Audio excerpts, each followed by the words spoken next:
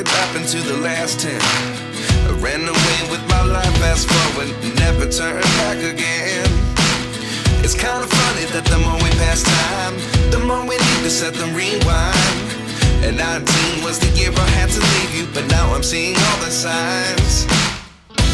Is this really happening? I can't believe it's true. Halo teman-teman, assalamualaikum. Apa kabar teman-teman semua? Semoga selalu sehat dimanapun kalian berada. Nah guys, balik lagi di channel Wonder Cruiser, channel yang bahas mobil-mobil lawas second yang sudah nggak keluar di dealer mobil baru. Nah teman-teman, di depan kita udah ada sebuah Jeep Cherokee XJ teman-teman ya. Kita mau cerita sedikit tentang mobil ini teman-teman, kita review singkat ya. Nah mobil ini itu mulai keluar di Indonesia itu tahun 94 teman-teman, sampai terakhir itu di tahun di tahun 2000 teman-teman ya. Nah jadi di Indonesia sendiri ini ada beberapa tipe dan varian teman-teman XJ ini. Ini ada tipe sport ya teman-teman, yang sport itu manual. Kalau yang limited ini ada yang matic semua malah ya kalau yang limited. Ada juga varian country teman-teman, itu bisa dibilang flagshipnya ya. Jadi dia mukanya aja udah beda, lampu belakang juga beda, sedikit lebih tipis, dan ditambah interiornya juga sedikit berbeda. Dan ada juga varian yang sangat-sangat rare ya, sangat-sangat langka, itu Limitri, biasanya orang sebut limited country ya. Tapi jadi bedanya limited country itu mukanya masih limited kayak begini, tapi untuk jeroannya itu sudah pakai punyanya country teman-teman. Jadi interiornya interior Cherokee country. Nah sedikit mengenai SUV ini. Jadi mobil ini dibekali dengan mesin 4000 cc 6 silinder segaris, yang mana teknologinya ini bisa dibilang masih lumayan jadul ya. Dia masih menggunakan headnya itu masih OHV, jadi masih pakai push rod ya, bisa dibilang teknologi jadul lah, masih 2 klep per silindernya. Walaupun dia udah injeksi ya, kalau kita lihat seperti ini tampilannya teman-teman, dia sudah sasis monocoque ya. Untuk sebuah SUV memang kontroversial sasis monocoque ini. Ada yang suka, ada yang enggak juga. Tapi jujur aja kalau untuk handling teman-teman, sasis monocoque ini jauh lebih enak daripada sasis leather frame ya. Mobil ini pengendaliannya juga cukup lincah. Nah kita lihat seperti ini nih. Nah kurang lebih seperti ini penampilannya teman-teman. Nah buat interiornya kita lihat sama-sama yuk. Nah untuk yang tipe limited tahun 96-97 ada perbedaan di bagian setirnya. Kalau yang 96-97 kayak punya saya ini tahun 97 teman-teman, dia setirnya ini modelnya udah kayak gini, dia udah ada airbagnya. Nah kalau yang 94-95 itu dia masih kurus ya, jadi dia masih palang 3 gitu. Nah itu yang membedakan tahun 96 dan 97 sama yang 95 dan 94 gitu guys. Ini instrumen clusternya seperti ini. Nah untuk di pintu teman-teman ini nggak ada apa-apa, hanya ada ini aja combination switch ya. Ini untuk power window dan kunci pintu dan jendela, central lock. Ada speaker tapi nggak ada door pocket sama sekali gitu. Nah mobil ini juga udah dilengkapi dengan penggerak 4-wheel drive yang bisa diatur ya, dan dilengkapi dengan low gear teman-teman. Maticnya 4 speed, konvensional, masih torque converter ya. Iyalah tahun segini belum ada CVT-CVT-an ya. Nah buat interior sendiri udah full leather ya. Ini kalau yang limited itu dia udah pakai leather seperti ini. Kalau yang sport dia masih pakai jok Bludru. Udah electric seat. Kalau yang sport, yang manual, dia masih manual ya. Terus interior belakangnya kita coba lihat ya. Nah, Nah, belakangnya seperti ini teman-teman. Agak sempit ya memang, cuma ya mobil zaman dulu rata-rata ya nggak gede-gede amat ya. Walaupun secara tampilan ini agak lumayan besar. Nah, seperti ini. Nah, yang istimewa dari mobil ini adalah suaranya guys ya. Suara mobil ini tuh asik banget. Kita coba dengerin yuk sama-sama. Nah, kita nyalakan dulu mesinnya. Kita dengerin suaranya sama-sama teman-teman. Tuh. Ya, suaranya ya. Kita coba gas sedikit ya teman-teman.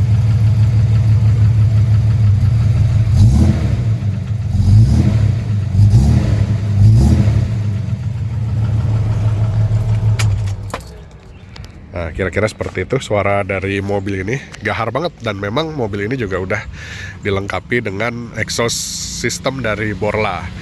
Nah, kurang lebih seperti itu penampilan dari mobil ini. Sekarang kita cobain gimana rasanya berkendara dengan mobil ini. Yuk kita tes mobil ini sama-sama. Oke teman-teman, sekarang kita tes mobil ini, yuk kita cobain jalan ya.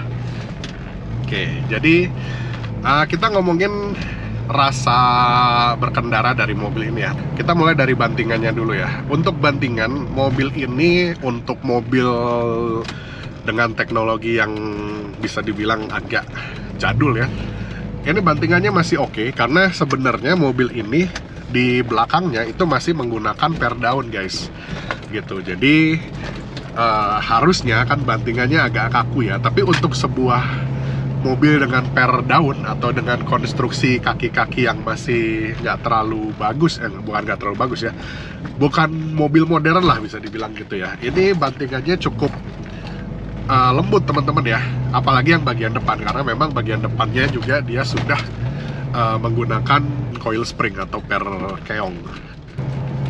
Nah terus untuk posisi berkendara guys, nah ini dia salah satu yang bikin mobil ini cukup nyaman dikendarai ya. Jadi dia punya rasa posisi pengemudi itu kayak sedan teman-teman. Dia enak ya, dia posisi kakinya tuh agak selonjor, walaupun sebenarnya ada kekurangannya teman-teman. Kalau kita lihat pedalnya, dia pedal gas dengan remnya tuh agak jauh. Jadi pedal gasnya jauh ke dalam, sedangkan remnya tuh tinggi banget nih. Nah ini harusnya mungkin kayaknya bisa di setel ya, gitu. Harusnya sih kayaknya waktu masih baru nggak sejauh ini, tapi mungkin nggak tahu nih, mobil ini kayaknya bisa di setel lagi posisi gas dan remnya, gitu. Terus apalagi power ya, kita coba sedikit colek tenaganya teman-teman ya.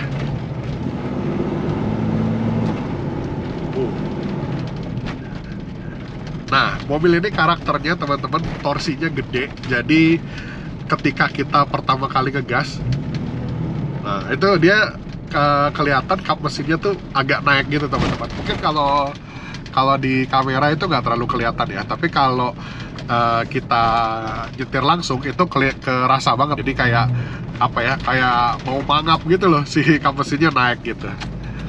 Nah itu yang saya rasain, itu karakternya tuh seperti itu teman-teman. Jadi memang kalau untuk untuk horsepower juga mobil ini sebenarnya gak gede-gede amat. Tapi kalau kita ngomongin torsi gitu ya, untuk nanjak-nanjak, untuk di jalan medan berat, ini mobil asik banget. Terus yang menariknya dari mobil ini teman-teman ya, itu dia seperti yang tadi kita udah dengar sama-sama, suaranya teman-teman ya. Ini suaranya gahar banget, suaranya menggelegar teman-teman. Apalagi ini udah dipakein exhaust dari Borla, yang bikin ketika kita berkendara mobil ini tuh ada feel spesial, ada feel kayak ini mobil tenaganya besar, mesinnya besar.